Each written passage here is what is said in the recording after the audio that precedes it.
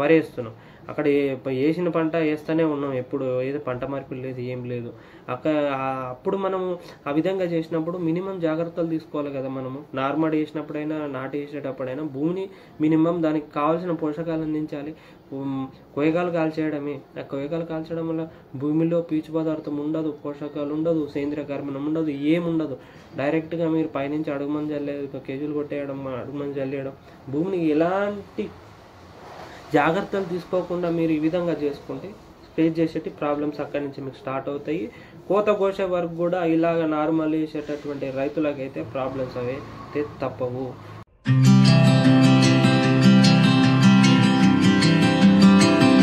నమస్తే రైతు సోదరులకు. ఫ్రెండ్స్, ఈ వీడియోలో అయితే మంచి ఇన్ఫర్మేషన్తో మీ ముందుకు రావడం జరిగింది. ఈరోజు మన టాపిక్ చూసుకున్నట్లయితే నారుమడి యాజమాన్యం. నారుమడి యాజమాన్యం అంటే ఏంటంటే, మనము దుక్కి దున్నిన కాడి నుంచి మనకి వరి నారు అనేది నాటుకు వచ్చే వరకు మనము నారుమడిలో తీసుకునేటటువంటి జాగ్రత్తలే నారుమడి యాజమాన్యం. అయితే ఈ వీడియో తీయడానికి ప్రధాన కారణం ఏంటంటే, మనకి రైతులు ఇప్పుడు యాసంగిలో బోర్లు తక్కువ పోస్తాయని తొందరగా నార్లు పోసుకుని తొందరగా నాట్లు వేసుకుందామని అనుకుంటున్నారు. వాళ్ళు తొందరపడి నార్లు వేస్తున్నారు, ఓకే, చివర్లో నీరు ఉండవని వేస్తున్నారు, ఓకే. కానీ 3-4 రోజులలోనే నార్మల్లు పోసేస్తున్నారు. అంటే అర్థం ఏంటంటే, దుక్కి దున్నడము, నీరు పారబెట్టడము, దమ్ము చేయడము ఒక 3-4 రోజుల్లోనే కంప్లీట్ చేసుకుని నార్మడి వేసేసుకుని తర్వాత మన దగ్గరికి వచ్చేలాగా అడుగుతున్నారు. సార్, మేము విధంగా నార్మల్ అయితే వేసేసుకున్నాం, మరి చివరిలో నీళ్ళు ఉండవని వేసేసుకున్నాం. మరి ఇప్పుడు మాకు వచ్చిన ప్రాబ్లం ఏంటంటే, 12 నుంచి 15 రోజులు అయింది మాకు నార్మల్ పోసుకుని. ఒక ఇంచు పెరిగిందే కానీ మళ్ళీ అది ఏమవుతుంది, పైనుంచి ఎండిపోయి చచ్చిపోతుంది సార్ నారు అక్కడక్కడ అని అంటున్నారు. ఫ్రెండ్స్, మీరు చూస్తున్న ప్రతి ఒక్కరికి కూడా చెప్పేది ఏంటంటే, మీరు తొందరపడి ఈ 3-4 రోజుల్లోనే మీరు ఈ విధంగా నార్మడి పోసుకోవడం వల్ల అక్కడి నుంచే ప్రాబ్లం మీకు స్టార్ట్ అవుతుంది. ఏంది, ఇప్పుడు చెప్పారు కదా, ఒక రైతు చెప్పాడు అన్నాను కదా, నారుమడి ఎండిపోవడము, లేకపోతే నారు ఎండిపోవడము, నారు చనిపోవడము, నారు ఎదగకపోవడం అనేది ఒక ప్రాబ్లంగా మీరు చూసుకున్నట్లయితే, అయితే మనకు భూమి దుక్కిలో మనం రెడీ చేసుకోలేని కారణాల వల్లనే, భూమిలో పోషకాలు లేని కారణం వల్లనే, అదేవిధంగా కోయకాలను కాల్చడం వల్ల కారణాల వల్లనే ఈ ప్రాబ్లమ్స్ అనేవి కంపల్సరీ ప్రతి రైతుకు కూడా వచ్చే అవకాశాలు ఎక్కువ ఛాన్స్ ఉన్నాయి. ప్రతి రైతులు కూడా దృష్టిలో పెట్టుకోండి. ఇప్పుడు మనం చేసేదే వరి వేస్తున్నాం, వ్యవసాయం చేసేదే వరి వేస్తున్నాం. అక్కడ వేసిన పంట వేస్తూనే ఉన్నాం, ఎప్పుడు ఏదో పంట మార్పిడి లేదు, ఏం లేదు. అప్పుడు మనము ఆ విధంగా చేసినప్పుడు మినిమం జాగ్రత్తలు తీసుకోవాలి కదా. మనము నార్మల్ వేసినప్పుడైనా నాటు వేసేటప్పుడైనా భూమిని మినిమం దానికి కావాల్సిన పోషకాలు అందించాలి. కొయ్యకాలు కాల్చేయడమే, ఆ కొయ్యకాలు కాల్చడం వల్ల భూమిలో పీచు పదార్థం ఉండదు, పోషకాలు ఉండదు, సేంద్రియ కర్బనం ఉండదు, ఏముండదు. డైరెక్ట్గా మీరు పైనుంచి అడుగుమని చల్లేది కేజీలు కొట్టేయడం, అడుగుమని చల్లేయడం, భూమిని ఎలాంటి జాగ్రత్తలు తీసుకోకుండా మీరు ఈ విధంగా చేసుకుంటే ఫేస్ చేసేటి ప్రాబ్లమ్స్ అక్కడి నుంచి మీకు స్టార్ట్ అవుతాయి. కోత కోసే వరకు కూడా ఇలాగ నార్మల్ వేసేటటువంటి రైతులకైతే ప్రాబ్లమ్స్ అయితే తప్పవు. ఫ్రెండ్స్, ఇప్పుడు మనం వీడియోలో చూసుకున్నట్లయితే ఈ విధంగా ఇబ్బంది పడుతున్నారంటే, ఈ విధంగా ఇబ్బంది పడకూడదంటే, ముందుగా మనము నారుమడి పోసే కంటే ముందు కోయకాలను, ఇప్పుడు ఎక్కువ పెద్ద రైతులు ఉంటే కోయకాలను కట్ చేసేసి ఏం చేస్తారంటే, కట్టర్ సాయంతో, ట్రాక్టర్ కట్టర్ ఉంటుంది కదా, దాని సాయంతో కోయకాలు మొత్తం కట్ చేసేసి అక్కడి నుంచి మన గడ్డి బిడ్డ ఏమున్నా మొత్తం తీసేయండి. అక్కడి నుంచి తీసేసిన తర్వాత మొత్తం అక్కడి నుంచి తీసేసి దాన్ని 2 సార్లు దుక్కి దున్నుకోండి. 2 సార్లు అంటే ఒకసారి దున్నితే ఒకసారి అవుతుంది. మనం అడ్డంగా నిలువుగా దున్నేస్తారు కదా, 2 సార్లు దున్నుకోండి. అట్లా మొత్తం మంచిగా పొట్టు అయ్యేటట్టు దున్నుకొని 8 రోజులు కూడా ఆ భూమిని ఆరబెట్టండి. అసలు దాని జోలికి వెళ్ళొద్దు. మన దాని జోలికి వెళ్ళకుండా ఒక 8 రోజులు వదిలేయండి. 8 రోజులు వదిలేసిన తర్వాత ఒక 2 గుంటల భూమి, అంటే ఒక ఈషడు లేదంటే 5 సెంటుల భూమి అంటారు. ఈ 5 సెంటుల భూమికి ఒక 2 కిలోల నత్రజని, 1 కిలో భాస్వరం, 1 కిలో పొటాషియం ఇచ్చే ఎరువులు తప్పకుండా అందజేయాలి. అందించిన తర్వాత ఒక 2 గుంటల భూమికి చెప్తున్నాను. అదేవిధంగా దీంట్లో ఇప్పుడు మనం ఎప్పుడు నాట్లు వేస్తున్నాం కాబట్టి భూమిలో పోషకాలు అనేవి చాలా తక్కువ శాతం ఉంటాయి.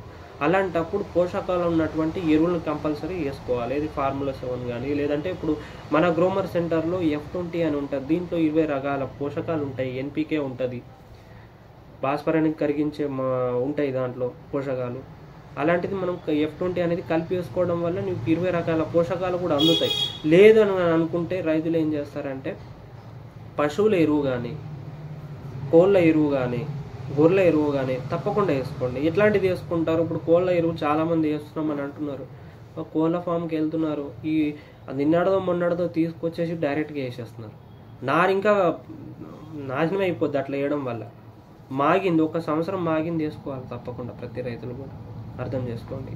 1 సంవత్సరం మాగినటువంటి పశువుల ఎరువు కానీ, కోళ్ళ ఎరువు కానీ, గొర్రెల ఎరువు మాత్రమే రైతులు వినియోగించుకోవాలి. మనకు తెలిసిపోద్ది, అది మట్టి రూపంలో మనకి ఏర్పడుతూ ఉంటుంది. మొత్తం మాగిపోయి ఒక వర్షానికి నాని, మన ఎండకు ఎండి ఉన్నటువంటి పశువుల ఎరువుని అయితే వినియోగించుకోండి. ఆ తర్వాత అది మొత్తం పశువుల ఎరువు ఈ అడుగు మందులు జల్లేసిన తర్వాత కేజీలు కొట్టించండి. నీళ్ళు పారబెట్టి కేజీలు కొట్టించేసి ఒక 3 రోజులు మురగబెట్టండి.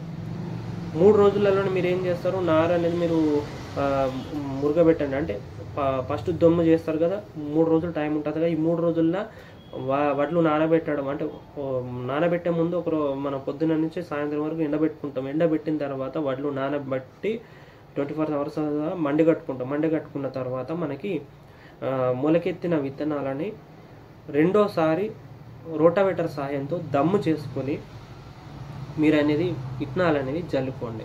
అప్పుడు మీకు అర్థమవుతుంది ఫ్రెండ్స్. తప్పకుండా మీకైతే నారు అనేది 20 రోజులకే మీకు నారు అనేది నాటుకురావడానికి చాలా అవకాశాలు ఉన్నాయి. ఈ విధంగా నేను చేసి చూశాను కాబట్టి మీకు చిన్న సలహా అయితే నేను ఇస్తున్నాను. ఈ విధంగా చేయండి. అయితే ఈ విధంగా మీరు నార్లు జల్లేసుకున్న తర్వాత ఈ విధంగా మనం నార్లు జల్లుకుంటే ఎత్తు నార్మల్ కట్టుకోవాలి. ఎత్తు నార్మల్ కట్టుకొని నీరు బయటకు పోయే విధంగా, నీరు ఆగకుండా ఉండే విధంగా మనకైతే ఎత్తు నార్మల్లు కట్టుకోండి. అదేవిధంగా